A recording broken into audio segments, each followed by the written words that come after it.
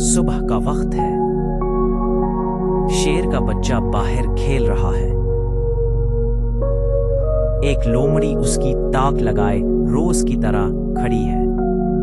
اچانک وہ اس کو پکڑنے کے لیے بھاگی۔ روز کی طرح شیر کا بچہ بھاگ گیا اور بچ گیا۔ لومڑی کو غصہ آ گیا۔ بچے نے اپنے باپ کو بتا دیا۔ شیر غصے سے دھاڑا۔ اگلی صبح ہوتی ہے۔ آج پھر بچہ باہر کھیل رہا ہے۔ شیر لومڑی کی تاک میں چھپ گیا۔ لومڑی چالاکی میں آئی اور پکڑی گئی۔ لومڑی نے معافی مانگ لی۔ اس کے بعد سب ٹھیک ہو گیا۔